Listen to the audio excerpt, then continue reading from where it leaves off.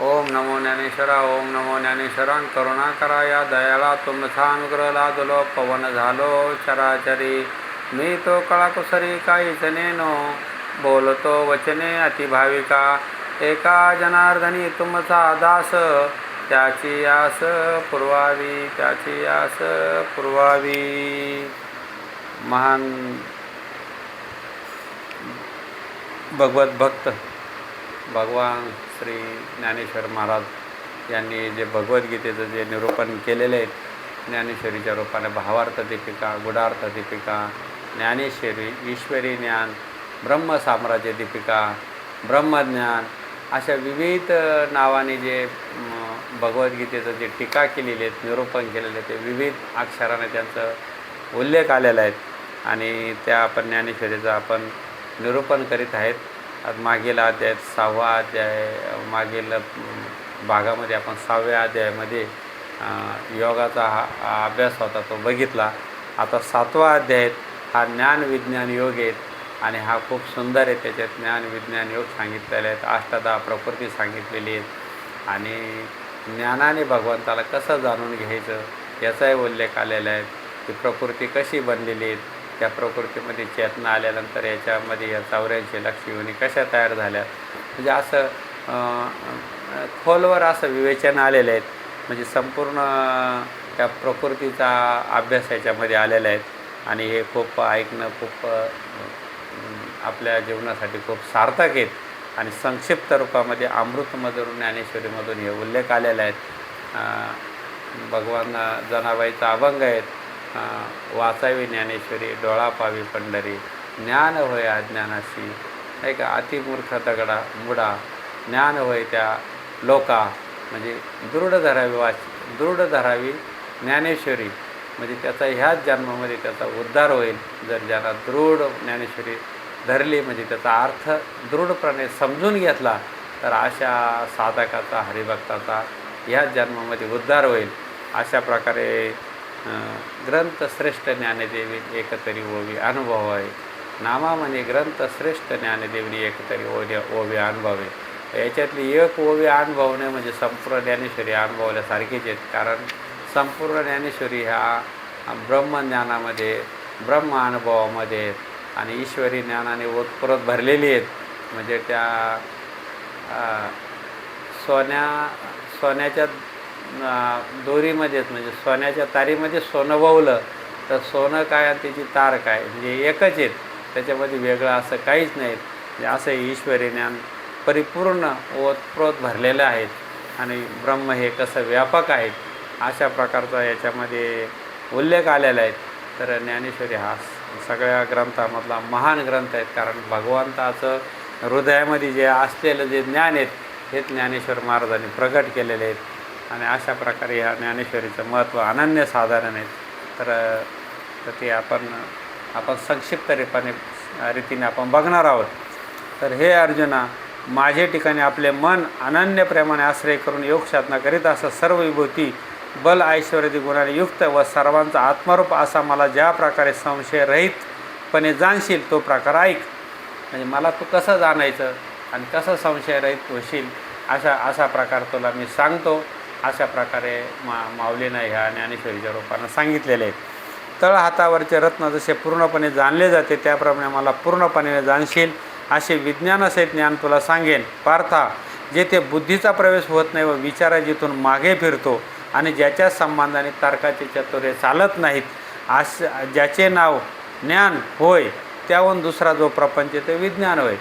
म्हणजे जिथं तर्क चालत नाहीत, चातुर्य चालत नाहीत, असं जे आहेत ईश्वरासंबंध, जिथं तर्कही चालत नाही, ज्ञानही चालत नाहीत असं, किंवा जिथं विचार जिथून मागं फिरतो आणि ज्याच्या संबंधाने तर्काचे चातुर्य चालत नाही, त्याचे नाव ज्ञान हवे.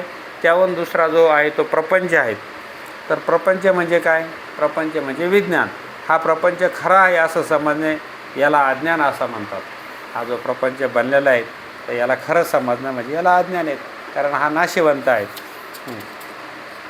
हा प्रपंच खरा आहे असं समजणे याला अज्ञान म्हणतात. आता मी तुला या ज्ञानाचा उपदेश केल्यानंतर ब्रह्मविषयक अज्ञान व प्रपंचाला सत्य समाजाचे अज्ञान पूर्णपणे नष्ट होईल, प्रपंच पूर्णपणे बाधित होईल आणि ज्ञान आपण स्वतःहून होऊन जाऊ. ज्या योगाने सांगणाऱ्याचे बोलणे कुंठित होईल, ऐकणाराचा ऐकण्याचा छंद नष्ट होईल. असे हे ज्ञान प्राप्त झाल्यानंतर हा लहान हा मोठा हा भेद राहणार नाही. जी गुप्त गोष्ट आहे ती मी शब्दाने प्रकाशित करीन, त्यामुळे मनातील सर्व इच्छा पूर्ण होतील. हजारो मनुष्यामध्ये एखाद्याला ज्ञानाविषयी इच्छा होती. एक हजारो मनुष्यामध्ये एखाद्याला भगवंताचं ज्ञान व्हावं असं वाटतं.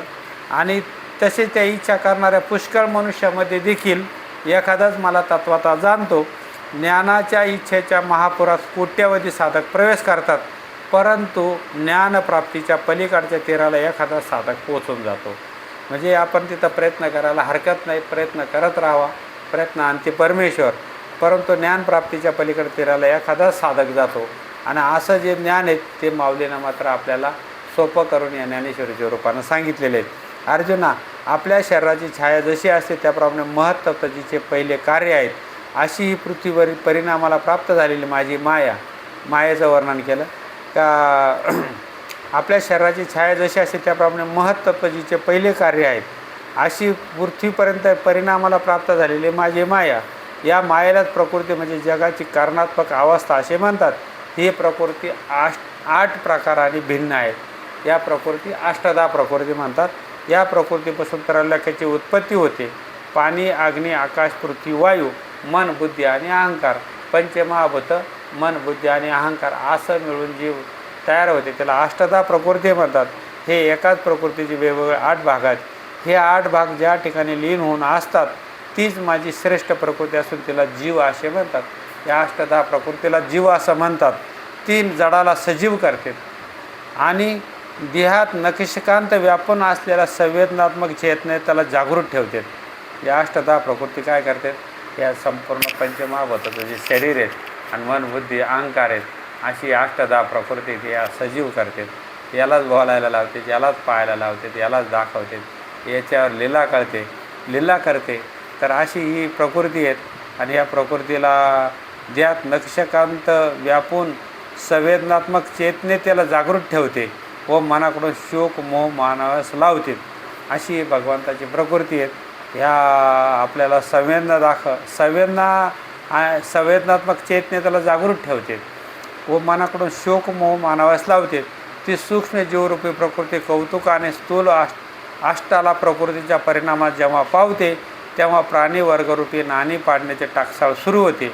4 प्रकारची आकृती म्हणजे अंड, श्वेत, जारद आणि विद्भेद अशा प्रकारचे 4 ज्या खाणी आहेत या 4 खाणीमधून हे सगळे सृष्टी मध्ये जे जीव आहेत हे जीव सगळे जन्माला येतात. त्या 4 खाणीतून जन्माला येतात, त्या माझ्यामध्येच असतात आणि नंतर माझ्यामध्येच लय पावतात. अशा प्रकारे ही अष्टधा प्रकृती भगवंताची ही माया आहे आणि या मायेतून हे संपूर्ण तयार झालेले आहेत. अर्जुना, मृगजळाचे मूळ कारण पाहू गेले असता तर कळेल की केवळ किरणे ह्या त्या मृगजळाला कारण नसून तो सूर्यच मुख्य कारण आहेत.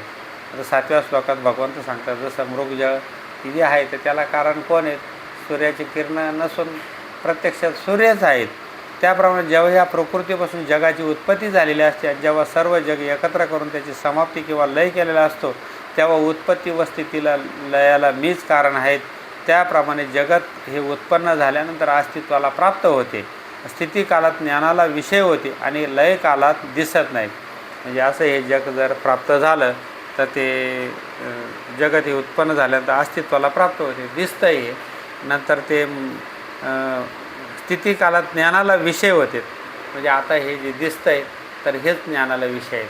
हे कोणापासून बनलं, हे याची स्थिती कालखंड किती वेळ आहे आणि हे कधी लय होणार आहेत याची जेव्हा आपल्याला मनुष्याला जेव्हा जाण येते तेव्हा त्या ब्रह्माचं थोडंसं आकलन होतं की त्याच्यामधूनच हा कसा तो नटतो आणि नंतर तो कसा लय पावतो आणि ही अष्टधा प्रकृती त्याच्यापासून कशी निर्माण झाली ही संपूर्ण माया दाखवते.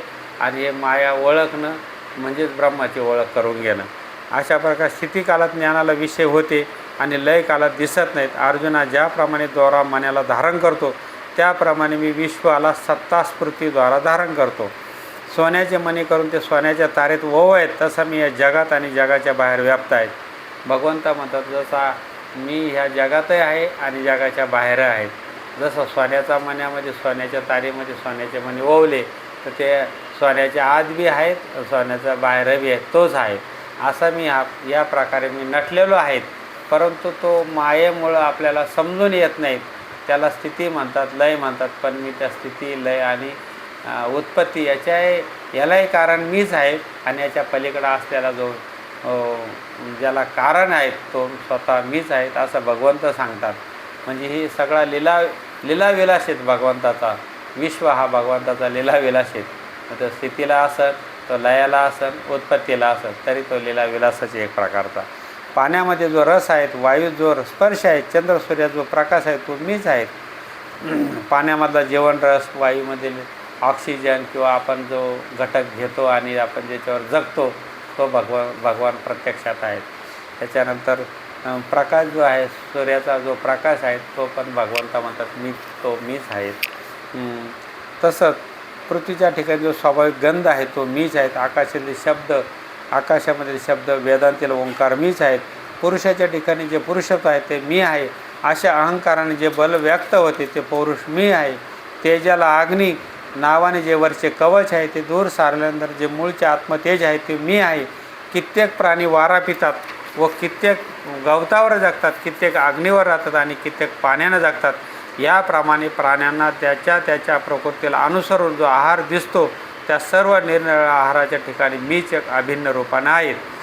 अर्जुना, जे सृष्टीच्या उत्पत्ती काळी आकाशाच्या अंकुरांना वाढते व सृष्टीच्या लयाच्या काळी ओंकार रूपी पटावरील अक्षरांचा ग्रास करते, जोपर्यंत विश्वकार असते तोपर्यंत ते विश्वासारखे दिसते, मग प्रलयकाळी ते कोणत्याच आकाराचे नसते.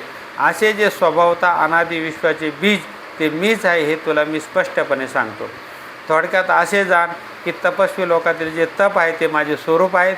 बलवानातील काम रागादी दोषाने न ढळणारे जे बळ आहे ते मी आहे आणि बुद्धिमानाची बुद्धी आहे तो मी आहे. ज्या कामाच्या योगाने धर्माचा उत्कर्ष होतो असा प्राणीमात्राच्या ठिकाणी असणारा जो काम आहे तो मी आहे. शास्त्र नियमबद्ध सामान्य रूपाने सर्व प्राण्यांच्या उत्पत्तीचे बीज तो काम मी आहे. जेवढे म्हणून पदार्थ आहेत तेवढे सर्व माझ्यापासून आकाराला आलेले आहेत.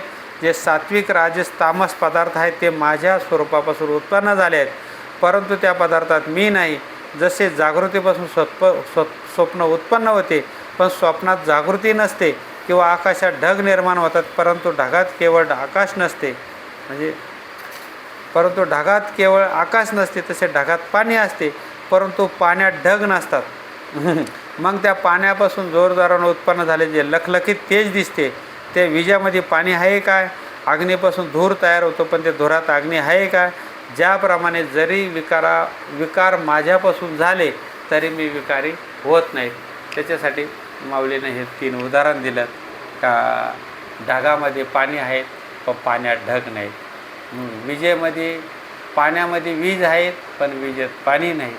तर अशा प्रकारे हे जरी विकार माझ्यापासून झालेले आहेत तरी त्याच्यामध्ये मी नाही, कारण ते परिवर्तनशील आहेत आणि मी परिवर्तनशील नाहीत. अशा प्रकारे हे सर्व माझ्यापासून माझ्या सत्तेनंच हे घडतं, परंतु ते विकार माझे नाहीत. अशा प्रकारे ह्या 11-12 श्लोकामध्ये माऊलींना त्या भगवद्गीतेवर निरूपण केलं. आता 13वा श्लोक. सात्विक राजस तामस अशा या 3 प्रकारच्या भावांनी हे सर्व जगत मोहित होऊन राहिले आहेत. म्हणून या 3 गुणाहून पलीकडे असणाऱ्या अविनाशी मला तात्विकपणे जाणत नाहीत. डोळ्याचे पाणी डोळ्यात गोठून त्याचा पडदा डोळ्यावर येतो, तो पडदा डोळ्याची दृष्टी नाहीशी करतो. त्याप्रमाणे माझ्याच आश्रयानं राहणारे माझीच जणू छाया असलेली त्रिगुणात्मक माया पडदा जसा असावा त्याप्रमाणे माझ्याच आड आली आहेत. बघा आता भगवंताची ही माया कशी आहे. तर मनुष्य वृद्ध झाल्यानंतर माणसाच्या डोळ्यात जे पाणी येतं त्या पाण्यानंच एक जाड पडदा होतो, त्याचाच मोतीबिंदू होतो, किंवा त्या पडद्यामुळंच मनुष्याला जे दिसत असतं तेच दिसत नाहीत. म्हणजे कशामुळं होतं? त्या डोळ्यातून येणाऱ्या पाण्यामुळं होतं. तशा प्रकारे भगवंताने ही सृष्टी त्यानं निर्माण केली, परंतु ते मायामुळे त्या भगवंताला कोणी जाणू शकत नाहीत. कारण त्या मायालाच धरून मनुष्य बसतो आणि त्यालाच सत्य असं मानतो. पण त्याच्याही पलीकडं ते सत्य जे आहेत, जो निर्गुण निराकार असा जो परमात्मा आहे, तर तो त्या सृष्टीच्या लय उत्पत्ती आणि याचा तो साक्षी आहेत. त्याच्यापासून असे अनंत ब्रह्मांड निर्माण होतात आणि लयाला जातात. असं क्षणाक्षणाला अशा कितीतरी सृष्टी निर्माण होतात, घडतात, मोडतात. तर याच्याही पलीकडं असा जो भगवंत आहे तर तो कसा आहे, तर ह्या मायामुळं तो समजून येत नाहीत. परंतु ज्ञानी मनुष्य मात्र ह्या मायाला जाणतो आणि तो त्या दर्शनी त्या तत्वानं त्या भगवंताला जाणून घेतो, सद्गुरूला शरण जाऊन जाणून घेतो. अशा प्रकारे माऊलीनं पुढं वर्णन केलं की ज्याप्रमाणे मोती हा पाण्याचाच होतात पण पाण्यात विरघळत नाहीत, त्याप्रमाणे सर्व प्राणी मात्र हे खरोखर माझे अवयव आहेत, पण मायाच्या योगाने ते जीवदशेस आले आहेत. सर्व प्राणी माझ्या अवयव आहेत पण त्या मायाच्या योगाने जीवदशेस आलेत. सर्व प्राणी मी आणि माझे या भ्रांतीने विषयांध झाले आहेत. मात्र प्राणी काय करतो, हे माझं गणगोत, हे माझी शेती, हे माझी वाडी, हे माझा देह, हे माझे नाते, हे माझं गोतं याच्यामध्ये वाहून जातो. परंतु त्याचं जे अस्तित्व आहे ते खरं अस्तित्व जीव आहे आणि तो जीव हा भगवंताचाच अंश आहे असं मात्र ज्ञान करून घेत नाहीत आणि तो मात्र ह्या मायेमध्ये आलेल्या सर्व जड वस्तूला माझं माझं म्हणतो आणि शेवटी वाया जातो. अशा प्रकारे या माऊलीनं 13व्या श्लोकात वर्णन केलं. 14व्या श्लोकात अर्जुना, खरोखरी माझी त्रिगुणात्मक देवी माया तरुण जाण्यास दुस्तर आहे. जे मला शरण येतात तीही माया तरुण जातात. या मायेतून तरुण जाण्याला जो उपाय करावा तो अपायच होतो. जे सर्व भावाने मला भसतात तेही मायाने ते सहज तरुण जातात. जे सर्व भावे मज भजले तया आयलच थडी सरले माया जाळ आगवे. माऊली म्हणतात जे सर्व भावाने ज्या मला भसतात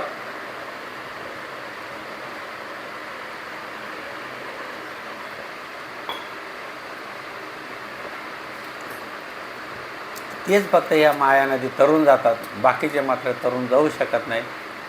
कारण ते मला अनन्य शरण येत नाहीत, माझी विभूती ते जाणून घेत नाहीत आणि ते गुरुकृपेचा किंवा संतांचा विचाराचं जे साथ धरत नाहीत, तिची संगत धरत नाहीत. अशा माणसाला अशा जीवाला मात्र मी मात्र खूप जवळही असून त्याच्यामध्ये भरलेलाही असून सत्यानं त्याच्यात भरलेला आहे, परंतु तो मला जाणू शकत नाहीत. कारण त्याच्यामध्ये अहंकार आलेला असतो. तो जो नको त्याला माझं म्हणतो आणि जो मी आहे त्याला तो जाणत नाही.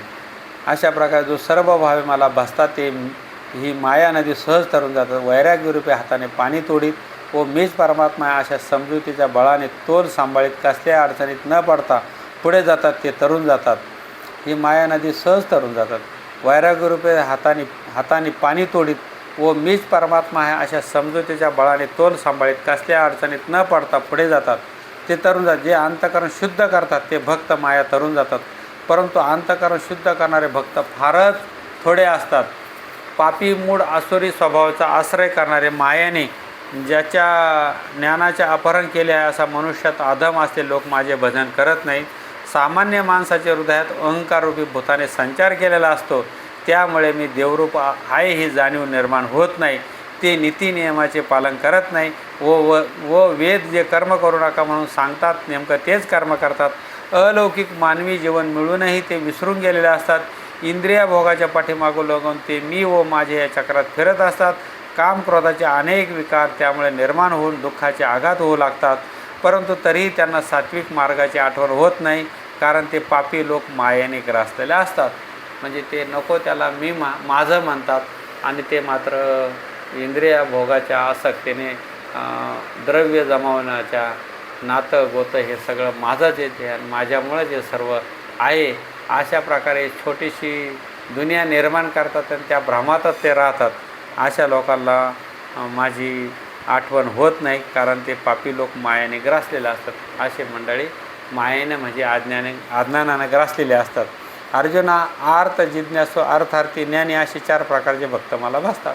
आर्त, संकट आल्यानंतर भगवंताची मोठी करुणा भाकायची आणि संकट गेल्यानंतर भगवंताला विसरून जायचं, त्याला अर्थ भक्त म्हणतात.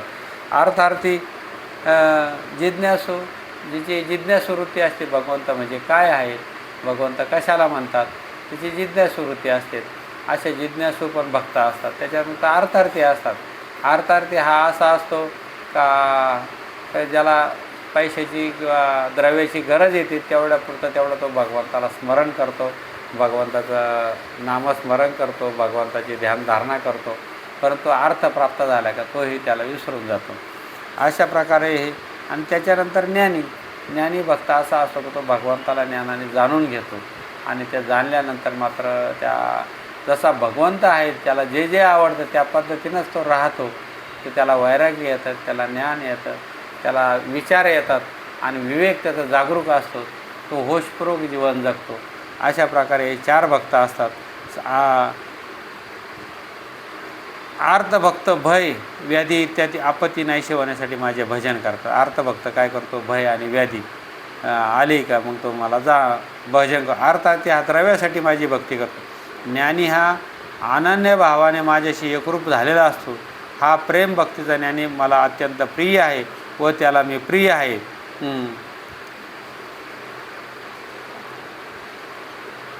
जिज्ञासू फक्त मला जाणण्यासाठी भक्ती करतो आणि ज्ञानी मात्र मला अत्यंत प्रिय आहे.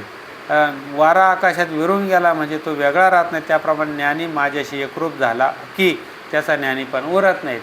वारा आकाशात लय पावला का तो संपूर्ण आकाशरूप भरून राहतो.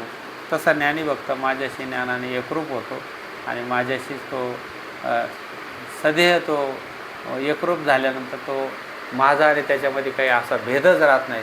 तो ज्ञानाने तो आणि मी एकच होतो, वेगळा राहत नाहीत. म्हणजे तो वेगळा राहत नाही. त्याप्रमाणे ज्ञानी माझ्याशी एकरूप झाला की त्याचा ज्ञानीपणा उरत नाही, तो पूर्णपणे प्रेममय बनून जातो. एकरूप होऊनही तो माझ्यावर शुद्ध प्रेमाचा सदैव वर्षाव करीत असतो. अशा भक्तास मी माझा आत्मा समजतो आणि तो भक्त मला आपला आत्मा समजतो. अद्वैतामध्ये द्वैत आणि द्वैतामध्ये अद्वैत याचा तो सहजपणे अनुभव घेत असतो. अर्थ जिज्ञासू अर्थात 3 भक्त सकाम असले तरी ते पूर्व पुण्याने भक्ती करतात, म्हणून अभक्तापाशी ते उत्कृष्ट आहेत. परंतु ज्ञानाला मी आपला आत्मा मानतो, कारण ते माझ्याशी एकरूप झालेला असतो. गायीचे वासरावर, वासराचे गायीवर जसे प्रेम असते तसे माझे भक्तावर, भक्ताचे माझ्यावर प्रेम असते. काम, क्रोध, लोभाला जिंकून आडमार्ग त्यागून संतांच्या मार्गदर्शनाप्रमाणे वाटचाल करून फलाशाकडे दृष्टी न ठेवता जगत असतो. त्यावेळी गुरुकृपेचा उशाक काल होतो. ज्ञानरूपी कोवळे ऊन पडते. त्यावेळी त्या भक्तास ब्रह्म ऐक्याचे ऐश्वर्य दिसू लागते. तो जिकडं पाहिजे तिकडे त्याला मीच दिसत असतो. ज्याप्रमाणे डोहात घट बुडाला असता त्याला आतबाहेर जसे पाणीच असते, त्याप्रमाणे तो माझ्यामध्ये असतो व मी त्याच्या आतबाहेर असतो. प्रत्येक पदार्थामध्ये व पोकळीमध्ये त्याला मीच दिसत असतो. त्यामुळे तो भक्तामध्ये राजा आहे व ज्ञानी तोच आहेत. अंतःकरण पूर्णपणे शुद्ध झालेले असे भक्त दुर्लभ असतात. भक्ती करून अनेक भोगाची अपेक्षा करणारे भक्त अनेक असतात. ते काया, वाचा, मनाने आणि देवतांची उपासना करतात. जो अन्य देवतांची भक्ती करण्याची इच्छा करतो त्याची इच्छा पूर्णपणे पुरवणारा मी आहे. अर्जुना, सर्व देवात आणि देवीत मीच व्याप्त आहे, पण अज्ञानी भक्ताला हे ज्ञान नसते. म्हणून तो निरनिराळ्या देवताविषयी भिन्न भिन्न भाव ठेवतात आणि ज्याची त्याची इच्छा करावी त्याला ते फळ प्राप्त होतेच. परंतु ते फळ माझ्यामुळं प्राप्तात. कोणत्याही देवाची भक्ती केली तरी तो देवी असो, देव असो, कोणाची भक्ती केली तर ती फक्त भगवंतामुळंच मिळते. परंतु तो थोडीशी तिची वाले भाव ठेवतो. एखाद्या मंदिरापुरता तो देव आहे, देवी आहेत, ती मला पावली, तिच्या कृपेने माझं चांगलं झालं असं म्हणतो. परंतु ती देव देवी पावणारा ज्याच्या सत्यानं पावतात तो भगवंत हा असा एकमेव आहे जो संपूर्ण ब्रह्मांडाचा नायक आहे. त्याच्याशिवाय या जगामध्ये दुसरं काही नाहीत. अशी व्यापक शक्ती आहेत. असा मी व्यापक आणि अंतर्यामी असल्यामुळं माझी ती उपासना होते व मीच कर्मफलदाता असल्यामुळे सर्व उपासनाचं इच्छित फळ मीच देतो. परंतु तो भक्त हे रहस्य जाणत नाहीत, कारण आपली उपास्य देवता एकच आहे आणि तीच आपल्याला सर्व प्रकारचे भोग देते व या भ्रामक कल्पनेच्या बाहेर जात नाहीत. म्हणून त्याला इच्छिलेले फळ प्राप्त होते, पण ते नाशवंत असते. ते फळ जरी मिळालं तरी ते नाशवंत असतं, तात्पुरतं स्वरूपाचं असतं. त्यामुळे सुखाचा आभास निर्माण होतो. अर्जुना, शुद्ध अंतःकरणाचे निरपेक्ष प्रेम करणारे जे भक्त असतात ते देह असताना पूर्ण आनंदी असतात व देह त्यागल्यानंतर माझ्या पूर्ण आनंदी स्वरूपाशी एकरूप होतात. अशा प्रकारे 127 ते 150. आता श्लोक 24 ते 27चा अर्थ असं सांगितला पुढं माऊलींना. खरा आनंद कशात आहेत हे लोक समजून घेत नाहीत. जीवन अमृतरूपी सागर असूनही त्याला अमृत ते पित नाहीत. अनेक प्रकारच्या फलाशाने ते स्वतःला बांधून टाकतात. विशाल विचार करून साऱ्या विश्वावर अपार प्रेमाचा वर्षाव करायला त्यांना समजत नाही. भगवंताचं जे गुह्य आहेत तर तो विचारावर आहेत. हे संपूर्ण विश्व हा संपूर्ण ब्रह्म हे संपूर्ण विश्वभर नटलेलं आहे आणि तो ओतप्रत भरलेला आहे आणि आपणही अंशाना त्याच प्रकारे संपूर्ण जगभर नटलेलो आहोत. अशा प्रकारचा एक अनुपम्य सोहळा आहे आणि तो सोहळा सद्गुरू कृपेनं आपल्याला प्राप्त झाला तर आपण आणि ईश्वर वेगळा नाहीत, देव आणि भक्त वेगळा नाहीत, असा एक विहंगम संगम प्राप्त होतो. आणि अशा जर संगमावर आपण जर स्नान केलं, अशा संगमावर आपला जीव ब्रह्माचं ऐक्य झालं तर आपल्याला ईश्वराची अनुभूती येते. अशा प्रकारे या माऊलीचंही माऊलीनं तेच सांगितलं की विशाल विचार करून सर्व विश्वावर अपार प्रेमाचा वर्षाव करावा हे त्यांना समजत नाहीत. म्हणजे एवढा मोठा विचार करावा का भगवान संत श्रीपाद बाबा सांगायचे का आपल्या नाकातील आकाश, प्रकाश आणि वायू एक का दोन तुमच्यापुरता का जगभर, तर ते तसं जगभर आहेत, ते तुमच्यापुरता नाही आहेत. तर असं जे मुक्त स्थिती आहेत, असा जो मुक्ताबाईचा अनुभव आहेत, अशा प्रकारे तुम्ही तुमच्या पुरते नसून तुम्ही जगभर आहेत. कारण तुमच्या आकाशातील तुमच्या नाकातील जो वायू आहेत, जो आकाश आहेत, जो प्रकाश आहेत, तो संपूर्ण जगभर आहेत. म्हणून तुम्ही पण जगभर आहात. कारण त्या आकाश, प्रकाश, वायूमुळेच तुमचं अस्तित्व आहे. ते जर नष्ट झालं तर जीवदशा राहणार नाहीत, अष्टधा प्रकृती राहणार नाहीत. आणि ती ज्याच्या सत्यानं आहेत ती सत्ता म्हणजे परमात्मा आहे आणि तो व्यापक आहे. तर अशा प्रकारे जो संतांचा विचार आहे, विशाल विचार आहे, तो जर आपण एकदा अंगीकार केला तर आपण कसं ब्रह्माचाच आपण अंश आहे ते आपल्याला अनुभव येतो. अपार प्रेमाचा वर्षाव करावा हे त्यांना समजत नाही. ज्या प्रमाणात आपण विशाल विचार करू शकतो त्या प्रमाणात आपणास विशाल आनंद मिळू शकतो. मी वास्तविक सर्वत्र आहेत, परंतु साधक साधनांच्याद्वारे स्वतःच्या अहंकाराने बांधून टाकतो. प्रापंचिक व परमार्थिक अहंकाराचा पडदा डोळ्यासमोर आला की दिसत नाहीत. वारा जसा सर्वत्र आहे, आकाश जसे सर्वांना व्याप्त आहे, तसा मी सर्व विशाल आहेत. मी मागे झालेलं, सध्या असलेलं व पुढे होणारे सर्व प्राणीमात्रांना जाणतो, परंतु मला कोणी जाणत नाहीत. अर्जुना, अहंकार आणि शरीर या दोघात पती पत्नीच्या स्वरूपात ज्यावेळी प्रेमसंबंध निर्माण झाला तेव्हा त्या दोघांपासून इच्छा नावाची कन्या जन्म झाली. तर अर्जुन अहंकार आणि शरीर म्हणजे अहंकार आणि शरीर या दोघात पती पत्नीच्या स्वरूपात ज्यावेळी प्रेमसंबंध निर्माण झाला, माऊलीने एक रूपक निर्माण केलं का व अहंकार आणि शरीर म्हणजे शरीराने अहंकार धारण केलेला आहे का मीच देव आहे किंवा मीच देह आहे किंवा देहामुळंच हे सर्व घडतं, असा जो एक अहंकार आहे जो अज्ञानानं धारण केलेला आहे. असे शरीर आणि अहंकार जर एकत्र आले तर त्याला इच्छा नावाची कन्या जन्माला येते. मग ती काय करते, ती कामाच्या तारुण्याला प्राप्त झाली. जेव्हा तारुण्याला प्राप्त होते तेव्हा त्या दोघांची तिच्याशी द्वेषाशी मोठ्या समारंभाने लग्न होते. कोणाचं? इच्छाचं. इच्छा आणि द्वेषामुळं काय होतं, द्वेषाचं लग्न होतं आणि त्यांचं लग्न झाल्यानंतर काय होतं, द्वेष, त्याच्यापासून द्वेष निर्माण होतो. द्वेष यापासून द्वंद्व मोह नावाचा पुत्र जन्माला येतो. अजून मोह नावाचा पुत्र जन्माला येतो. तो अज्ञानानं मी सुखी आहे, मी दुःखी आहे म्हणणारा झाला आणि त्याला अहंकाररूपी आजोबाने लहानचा मोठा केला. म्हणजे अहंकाररूपी आजोबाने त्याला लहानचा मोठा केला. तो द्वंद्व मोह सात्विक धैर्याशी नेहमी विरुद्ध वागत असे. आशारूपी अन्नाने पुष्ट झाला असता धर्म नियमांचा घात करू लागला. धर्माबद्दल त्याचे मनात वैर निर्माण झाले. निषिद्ध कर्मात रममान झालेला हा शेवटी महादुःखाच्या आघाताने घेरला जातो. अशा प्रकारे म्हणजे माऊलींना संपूर्ण जो वाईट आहे तो देह अहंकार आहे. शरीर आणि अहंकाराचा एकत्रीकरण झालं तर त्यांचा प्रेमसंबंध आले तर त्याच्यापासून काय होतं, इच्छा नावाची कन्या जन्माला येते. इच्छामुळं काय होतं, द्वेष होतं. द्वेषामुळं काय होतं, मोह होतो आणि मोहामुळं काय होतं, अज्ञानाने त्या मोहानंच काय होतं, अज्ञानात जन्म घेतो आणि अज्ञानानंच मी काय होतो, मी जन्म घेतो, मी सुखी आहे, मी दुःखी आहे, मी मरतो, मी जगतो, लहानचा मोठा होतो, असा मी होतो.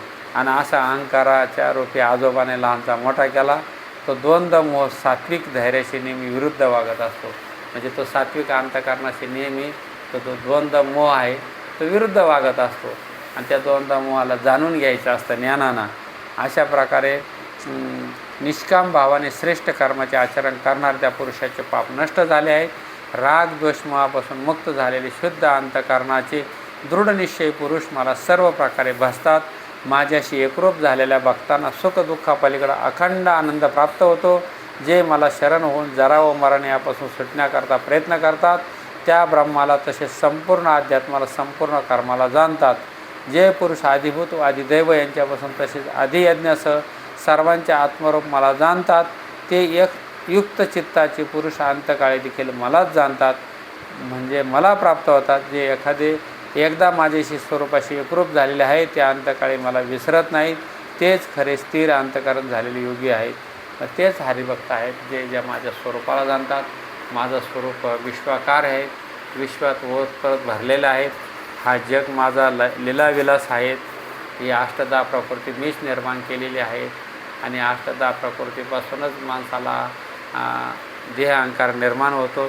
त्याच्यामध्ये चेतना कार्यरत आहेत आणि ह्या अष्टदा प्रकृतीमध्ये कसा मी आणि अहंकार जर एकत्र आलो, शरीर आणि अहंकार एकत्र आलं त्यापासून मोहमाया निर्माण होते आणि नंतर त्याचं पृथक्करण करायचं असेल तर ते ज्ञानाने केलं पाहिजे आणि ते विशाल विचाराने केलं पाहिजे. म्हणजे जर विचार एकदा सुदृढ झाला तर तो संपूर्ण विश्वभर नटलेला आहे आणि ते विश्वभर आपण आहोत अशा प्रकारे आपल्याला जाणता येतं गुरुकृपानं संत संगतीनं. अशा प्रकारे हा 7वा अध्याय खूप महत्त्वाचा आहे आणि तो अध्याय इथं संपलेला आहे. कुंडलिकावर हरी विठ्ठल श्री ज्ञानदेव तुकाराम पंढरीनाथ भगवान की जय. माऊली ज्ञानेश्वर महाराज की जय. जगद्गुरु संत तुकाराम महाराज की जय. सच्चिदानंद श्रीपाद बाबा की जय. सच्चिदानंद रामदास बाबा की जय. अवधूत चिंतन श्री गुरुदेव दत्त गोपाल कृष्ण भगवान की जय.